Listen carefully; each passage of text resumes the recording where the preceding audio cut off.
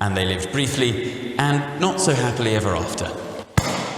If your heart is overflowing with emotion and you can't possibly imagine being apart from your soulmate for even a few weeks, perhaps you might draw strength from two former residents of Vilnius, Cornelius and Catherine, whose love for one another never waned, despite spending 6 years apart. Cornelius Vinhold and Catherine Gabluvna lived near each other several hundred years ago on Castle Street. Today, there's an Italian pizzeria on the ground floor of Cornelius's home, and Catherine's old building is now filled with Vilnius University classrooms. Both were true citizens of Vilnius, born and raised there, but their ancestors have moved to Vilnius from distant places. Cornelius is from the Netherlands and Catherine's from German lands. Life as close neighbours soon blossomed into a passionate relationship, and, as befits any romantic story, joy was soon replaced by tears. Cornelius's father, a wealthy merchant, sent his son off to Europe. The 14-year-old became a student at Marburg University, and he later continued his studies in Basel, also living in Amsterdam and Paris. He spent 6 years abroad, always thinking about Catherine back in Vilnius. He probably wrote her a mountain of letters, but none of them have survived. We can, however, consult archives and see what Cornelius wrote to his cousin David in Vilnius, and how he spoke of love in a most baroque tone. "In deep gratitude to her grace, Lady Catherine, I send my deepest reverence and my most sincere pledge of service to the grace of her friendship. And, if a propitious moment should present itself, please remember to convey to her grace my embrace and kiss." Cornelius was already 20 years old when he wrote this letter,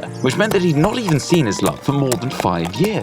And then suddenly, news from Vilnius reached him in Paris. Catherine had become engaged with a nobleman named Simon Engelbrecht, also a neighbour and also from Castle Street. In his letters to his cousin, Cornelius tried to put on a brave face. "I'm travelling presently and I'm not terribly concerned. When the time comes, God will advise me what to do," he wrote. God, and possibly even more, his own heart, told him to return to Vilnius and marry Catherine before he lost her. If we were to pull back the veil of romance a bit, we might see a good dose of basic pragmatism at work here. Without a doubt, future newlyweds and their parents would carefully assess one another's fortune before any wedding. Back then, this went without saying. People only got married if they knew with whom, where, and how well they would live afterward. And while the story of Cornelius and Catherine's love was colourful and romantic, their life together was neither long nor terribly happy. They had 5 children, of which 4 died young. Cornelius left this world before even reaching the age of 40, and Catherine lived barely a few years more beyond that.